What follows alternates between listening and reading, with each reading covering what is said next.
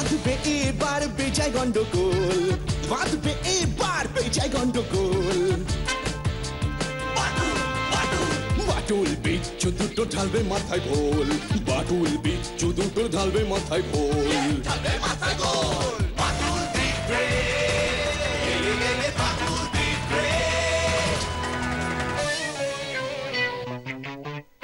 বাচ্চু বিচ্ছু আর হবো হাতি, বাদুলের কাছে তোরা খাবি লাথি। বাচ্চু বিচ্ছু আর হবো হাতি, বাদুলের কাছে তোরা খাবি লাথি। ছুটে গিয়ে তেরে ফুড়ে ঘুষি মেরে মুড়ে করে দেবে রোল রোল রোল। বাচ্চু বিচ্ছু ওরে ফাটবে এবার ঢোল, বাচ্চু বিচ্ছু ওরে ফাটবে এবার ঢোল। Badul the great, Badul the great.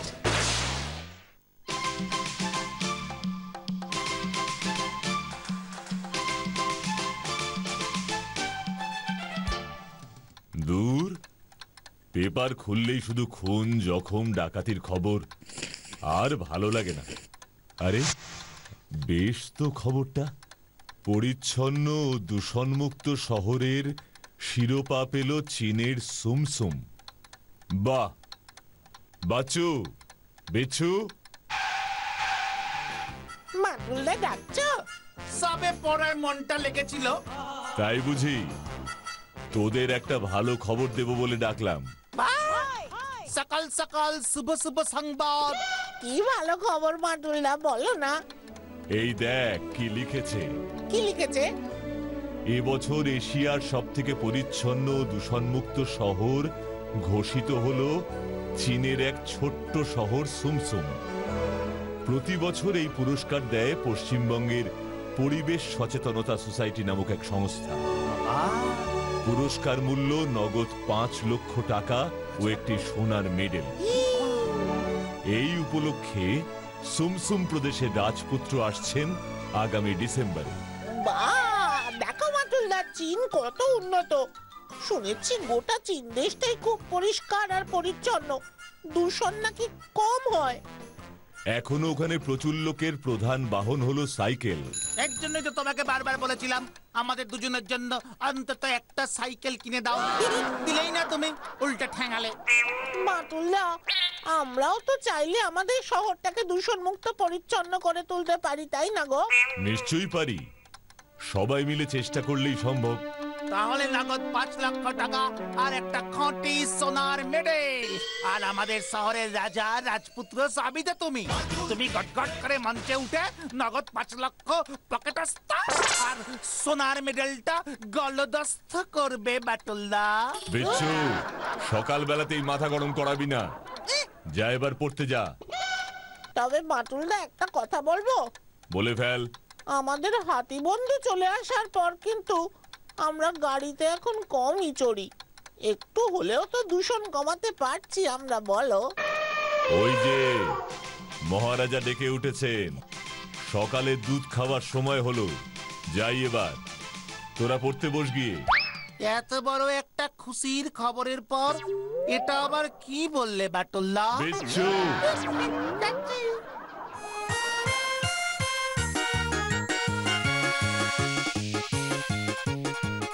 খা, পেট ভরে খা।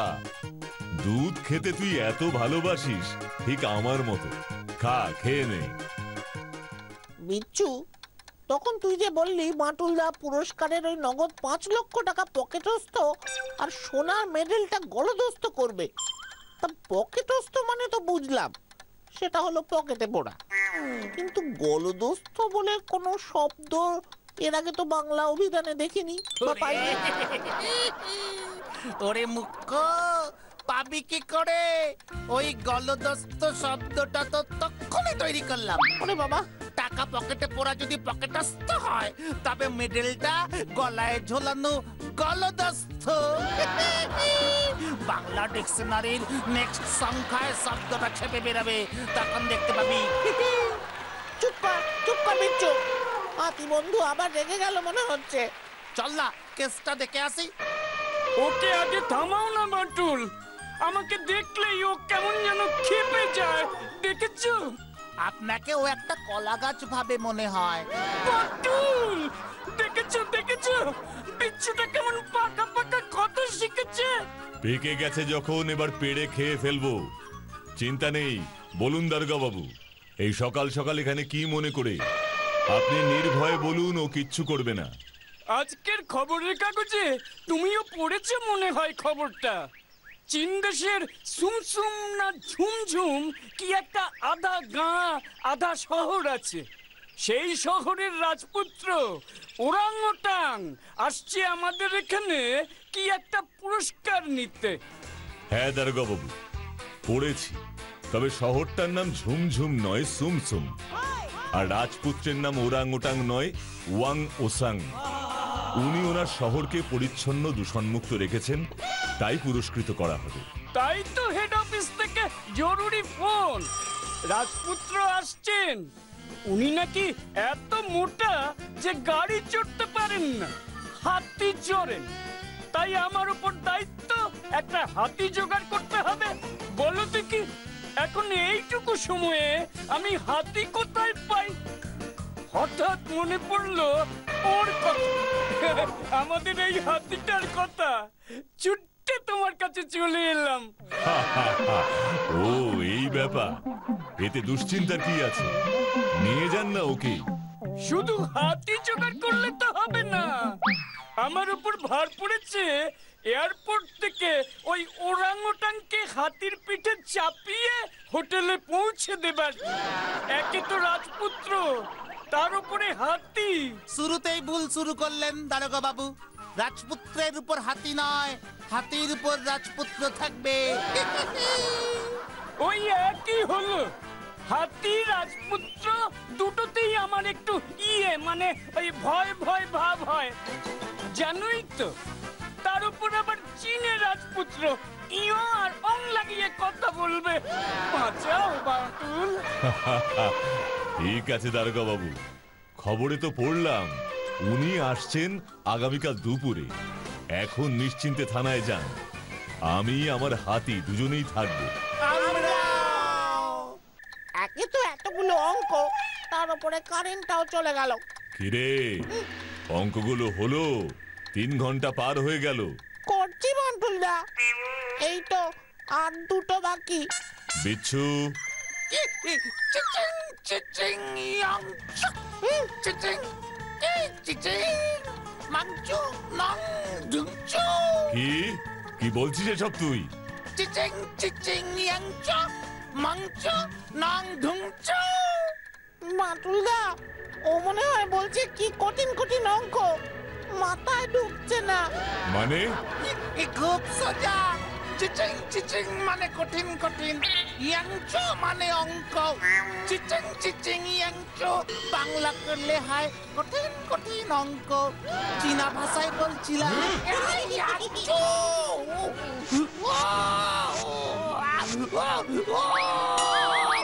আর বলবার চীনা ভাষা বলবো না গো বাটুল্লা, ছেড়ে দাও গো ওরে বাবা গো।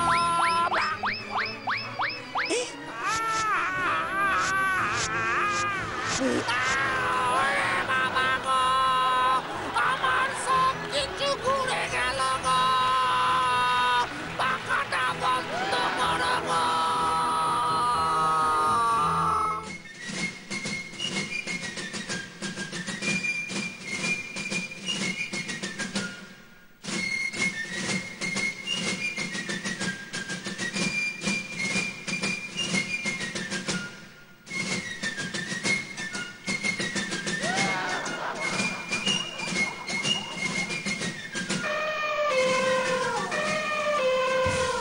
থামুন থামুন, স্টপ স্টপ। রাজপুত্রের কি সাইজ রে! বাটুল, কিভাবে যে ওকে প্লেন থেকে নামিয়ে সোজা তোমার কাছে আনলাম। উপায়টা তো বেশ বার করেছেন দারোগা বাবু। হাতিকে তো আর বিমানবন্দরের ভেতর ঢুকতে দিল না। আর একটু হলেই এই কাঠের পাটাতনটা ভেঙে পড়ছিল। রেল স্টেশন থেকে 8 জন কুলি জোগাড় করে ওকে চেপে নিয়ে এলাম, এবার হাতিতে তোলো ওকে। বিমানবন্দরে স্টেশনের কোলে দারোগা বাবু, আপনার নাম তো ইতিহাসে উঠে গেল। উনি কি লোকাল প্লেনে এসেছেন না সুপার ফাস্টে? বিচ্ছু, ওনাকে হাতিতে তোলাই তো এবার মুশকিল হবে। ওই দেখো সারা রাস্তা ওই এক পিং পং বলতে বলতে এসেছে, কি যে বলছে বুঝতেই তো পারছি না।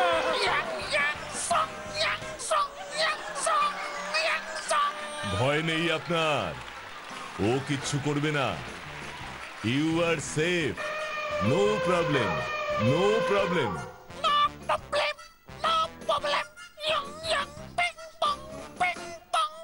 ওই দেখো আবার পিং পং বলছে। বাচ্চুরে, বলো মাটুলদা, এবার মনে হচ্ছে আমাকেই হাত লাগাতে হবে। তোমাকে হাত লাগাতে হবে মানে? কোলে তুলে ওকে হাতির ওপর বসাবে নাকি তুমি? দরকার হলে তাই করতে হবে, রাজপুত্র বলে কথা, কোলে তো তুলতেই হবে। বাঁধবে এবার বেজায় গন্ডগোল, বাঁধবে এবার বেজায় গন্ডগোল। Badul the great, Badul the great.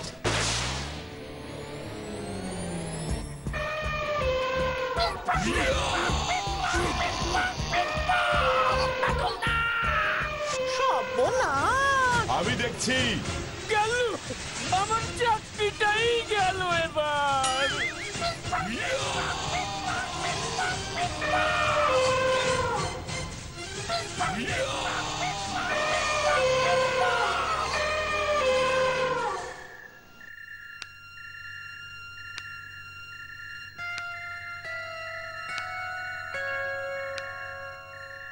মাটুলদা, হাতি বন্ধু যে রাজপুত্রকে নিয়ে এভাবে পালাবে বুঝতেই পারা যায়নি।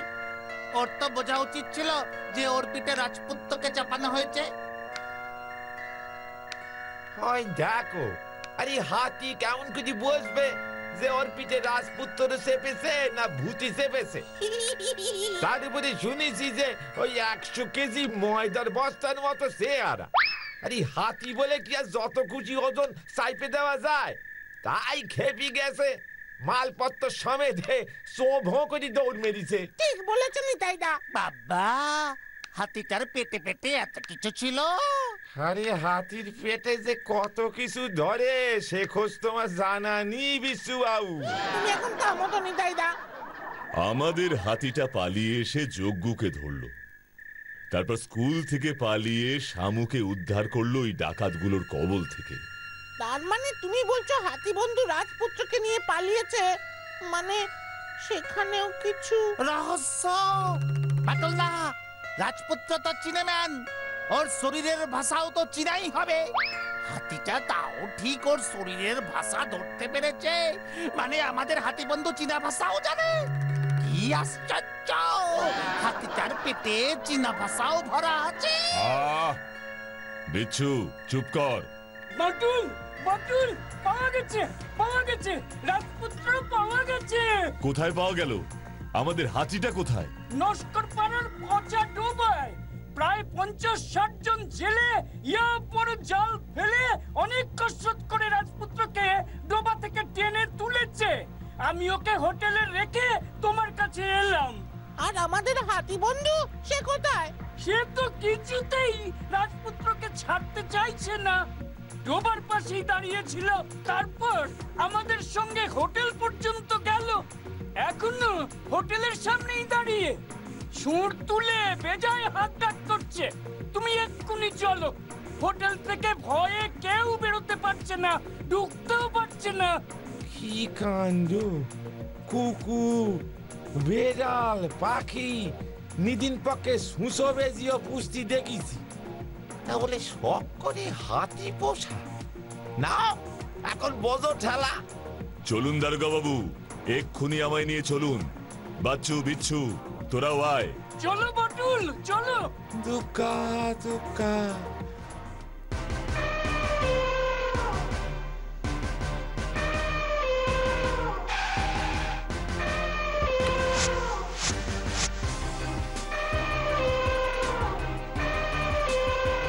কোনো চিন্তা নেই, এই তো আমরা এসে গেছি।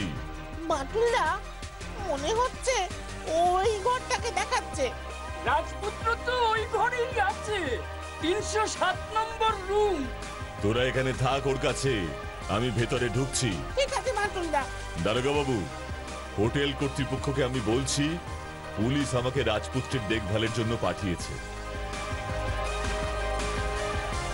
শুনুন, রাজপুত্র একেবারে খাঁটি বাঙালি খাবার খাবেন, এটাই ওনার হুকুম।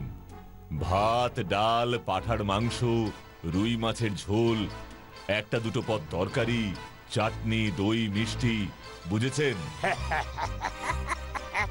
তোফান মেনু বানিয়েছেন মশাই। শুরুতে বেগুন ভাজা আর নোটে শাক দেব, মাঝে একটা ওই মুড়ি ঘন্ট ঢুকিয়ে দেবো। দেখবেন দেখবেন দেশে ফিরে রাজপুত্র আর চাউমিন চিলি চিকেন খেতে চাইবে না। তা ভালো। আর খাবার নিয়ে আমি ওনার ঘরে যাব, অন্য কারোর ঢোকা নিষেধ। ঘন্টা দিন, সময় দিন, সব রেডি করে দেবো।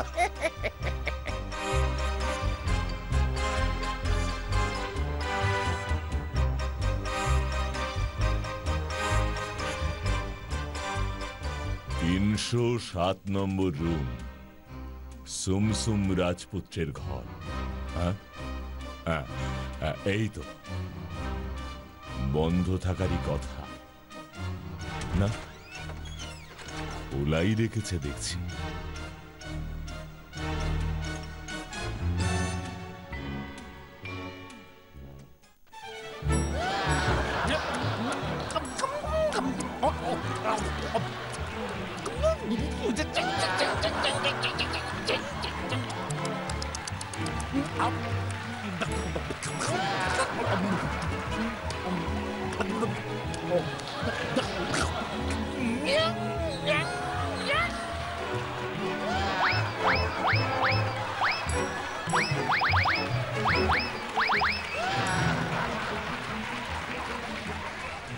দারোগা বাবু, 2 ঘন্টা প্রায় হয়ে গেল।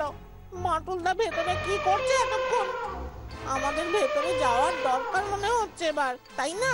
একদম না, বাটুল বলে গেছে এখানেই অপেক্ষা করতে, ওকে পাহারা দিতে এই যে হাতিটাকে।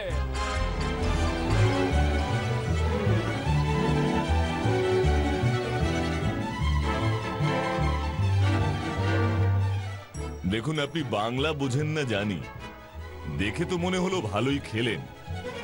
কাল সকালেই একজন আসবে যিনি বাংলা থেকে চীনে ভাষা বুঝিয়ে দেবেন। আজ যদি দয়া করে আপনি একটু লিখে দেন হাউ দিস ফুড।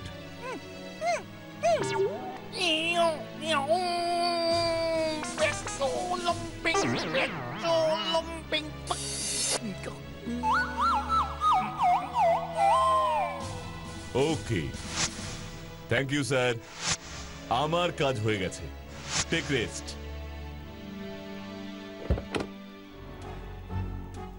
কি গো মাটুলদা, এতক্ষণ কি করলে ভেতরে? আমরা তো বেজায় চিন্তায় পড়ে গেছিলাম। তোরা ওকে নিয়ে বাড়ি যা, আমি একটু পশ্চিমবঙ্গ পরিবেশ সচেতনতা সোসাইটির অফিস থেকে ঘুরে আসছি। ওরাই তো পুরস্কারটা দিচ্ছে রাজপুত্রকে, তাই না? হ্যাঁ, কর্তৃপক্ষের সাথে কথা বলাটা আমার খুবই জরুরি, এক্ষুনি। শান্ত হয়ে বাড়ি ফিরে যাও, কাল সকাল পর্যন্ত ধৈর্য ধরো, তোমার পরিশ্রম ব্যর্থ হবে না। আমি এগোলাম, তোরা ফিরে যা। এভাবে হাতির পেছন পেছন জিপ চালিয়ে যেতে হবে জীবনে ভাবতে পারিনি। দারোগা বাবু, আপনি ঘুমিয়ে ঘুমিয়ে জিপ চালান, আমাদের পৌঁছতে ভোর হয়ে যাবে, ডেকে দেবো আপনাকে। সারা রাত জেগে ঘুমে চোখ ফেটে যাচ্ছে রে বিচ্ছু। মাটুলদার আসবার নামই নেই। ঘুমিও না বাচ্চু, ওই হাতিটাকে বিশ্বাস নেই, কখন আবার দৌড় লাগায়। দারোগা বাবু, বাটুলদা বস্তায় কি নিয়ে আসছে? এই মেয়ে, এটাই কি আছে বাটুল? মাটুলদা এত বড় বস্তায় কি এনেছো গো? খোলো না, খোলো না। যাও যাও, এবার মুখটা খুলে সবাইকে দেখাও কি এনেছি।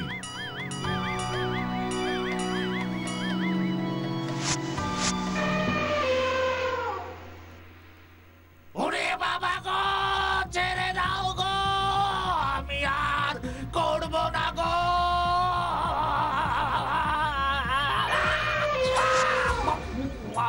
বাটুল, রাজপুত্র, বাংলা কেউ ডাকাত। খুলে বলো না ব্যাপারটা, সব কেমন গুলিয়ে যাচ্ছে যে। ওই পরিবেশ সচেতনতা সোসাইটির পুরস্কারের খবরটা বদমাসটা জানতে পেরে যায়। তাই পুরস্কারের 5 লক্ষ টাকা সোনার মেডেলটা হাতানোর জন্য লোক লাগিয়ে সেই দিন বিমানবন্দর থেকেই আসল যুবরাজকে কিডন্যাপ করে। তারপর নিজে সুমসুমের রাজপুত্র সেজে দারোগা বাবুর কাছে আসি, তাই তো? তুমি বুঝলে কি করে? চীন দেশের রাজপুত্র যেভাবে আঙুল চেটে চেটে ভাত, শুক্তো, মাছের ঝোল খেলো, তারপর এই কাগজটা বেটা খাঁটি বাংলার আঁকড়ায় কুস্তি লড়ে। ও চীনে ভাষা জানবে কি করে? এই লেখাটা যখন চাইনিজ ভাষাবিদের কাছে কাল রাতে নিয়ে গেলাম, দেখলাম যে মাথা, বন্ধু, হাবি জাবি সমস্ত লিখে রেখেছে। ওগুলো চীনে ভাষাই না। তখনই ব্যাপারটা জলের মতো পরিষ্কার হয়ে গেল। তারপর পরিবেশ সচেতনতা কমিটির অফিসে গিয়ে ওদেরকেও জিজ্ঞাসা করে বুঝলাম ওরাও খুব চিন্তিত।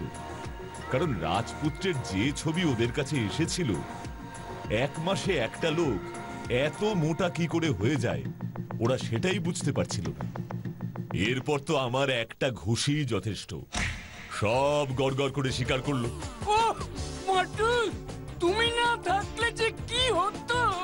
মোটেই না। বলুন, ও না থাকলে যে কি হতো? কি, তাই না?